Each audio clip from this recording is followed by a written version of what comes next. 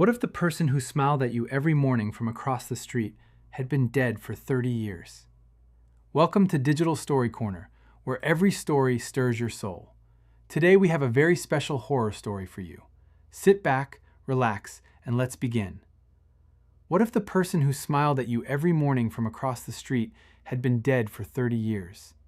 Not a ghost story, not a haunting, something quieter than that, something that looks exactly like ordinary life, until the moment you pull at one loose thread and the entire fabric of what you thought was real comes apart in your hands. This is the story of Sarah Okafor, a woman who moved into a new neighborhood, made a new friend, and slowly discovered that some doors, once opened, reveal rooms that should have stayed sealed. Sarah Okafor was 41 years old when she moved to Dunmore Street. She had chosen the neighborhood for practical reasons. Good school district for her daughter Maya, who was 9 and opinionated about everything. Reasonable commute to the hospital, where Sarah worked as a radiologist. A house with a porch and a yard, and enough space that she and Maya could stop feeling like they were living inside each other's grief. Sarah's husband, James, had died 19 months earlier. A cardiac event, sudden and complete, on a Tuesday morning in February while he was making coffee. The paramedics had been kind. The hospital staff had been kind. Everyone had been kind, in the particular, careful way people are kind when they have no idea what else to offer. Sarah had learned to be grateful for kindness, even when it wasn't enough. The house on Dunmore Street was a white colonial with dark green shutters, a covered front porch, and a mature oak tree in the front yard that Maya immediately claimed as her own. They moved in on a Saturday in late August, boxes and furniture arriving in waves throughout a warm afternoon that smelled of cut grass and the approaching end of summer. The neighbor across the street introduced herself that same evening. Her name was Vera. She was perhaps 65, perhaps 70, one of those women whose age sits ambiguously somewhere in that range and doesn't seem to matter much either way. She had white hair cut short and neat, pale blue eyes behind thin, wire-rimmed glasses, and the kind of warm, unhurried manner that some people develop after spending a long life in the same place and making peace with it. She brought a plate of shortbread cookies. She complimented Maya on her hair.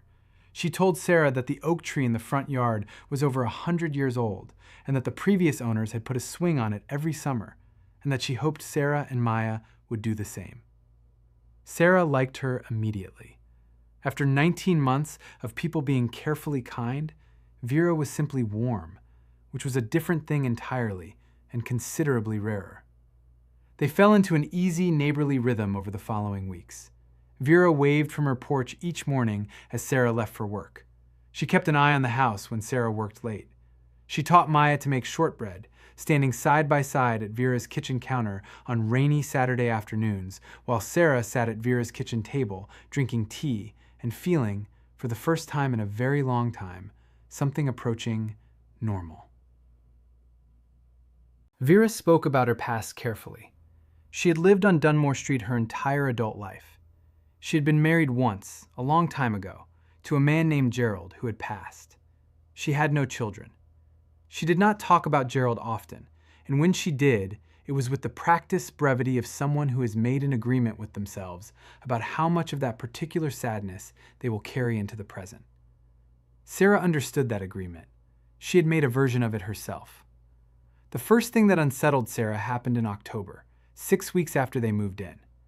She was driving home from a late shift, turning onto Dunmore Street just after 11 at night when she saw a light on in Vera's upstairs window. This was not unusual in itself. What was unusual was the figure standing in the window. It was a woman, standing completely still, facing the street, looking down at Sarah's car as it pulled into the driveway. But the silhouette was wrong. Too tall, too thin, standing in a way that Vera, who moved with the careful deliberateness of someone whose joints had opinions, did not stand.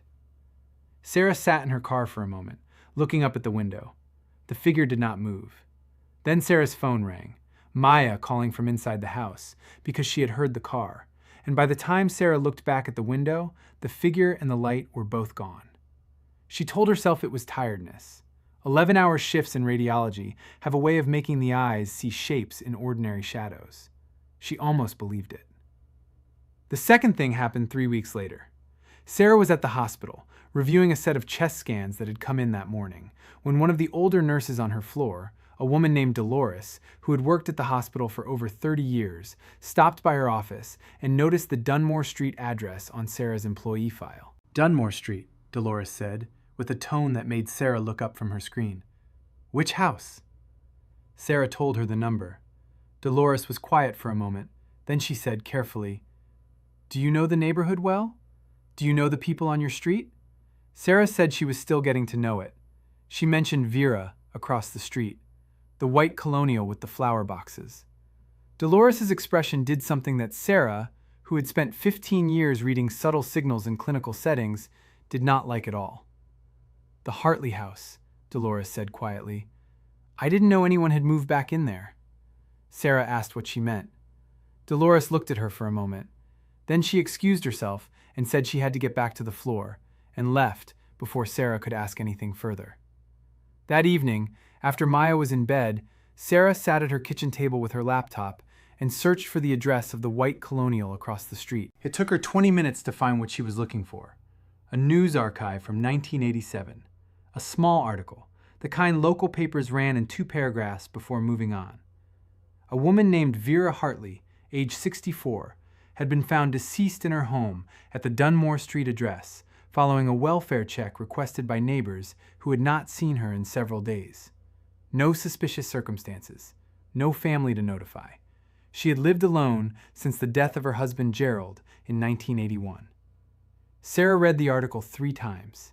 Then she looked up from her laptop at the dark window above her kitchen sink and at the house across the street, where a single warm light burned in the downstairs front room, casting a soft glow through curtains she had helped Vera hang in September.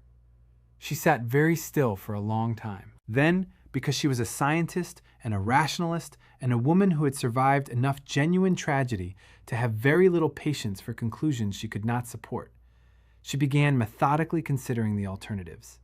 Different woman. Common name. The house could have been sold and resold multiple times since 1987.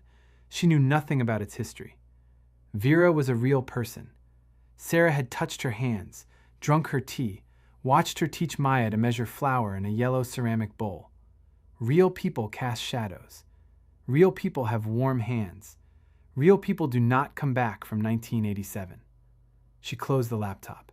She went to bed. She lay awake for 2 hours before sleep found her, and when it did, she dreamed of a woman standing in an upstairs window, looking down at a street that had not changed in 40 years. She almost let it go. She came very close. But the following Saturday, Maya asked if they could go to Vera's to make cookies, and Sarah walked across the street and knocked on the door. And when Vera answered, Sarah looked at her, really looked at her, the way she looked at images on her screens at work, the way she looked for the things that weren't supposed to be there. And she asked, as casually as she could manage, how long Vera had lived on Dunmore Street. Vera smiled, the same warm, unhurried smile. "My whole life," she said, "or close enough that the difference doesn't matter." "And before that?" Sarah asked. Vera looked at her for a moment. Something shifted in those pale blue eyes, not malice, not threat, something older and more patient than either of those things, like a light behind glass, burning steady.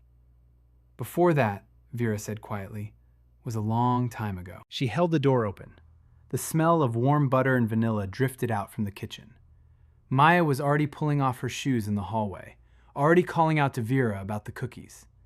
Sarah stood on the porch for one long moment, looking at Vera, looking at the warm light inside, looking at her daughter's small shoes already arranged neatly beside the door.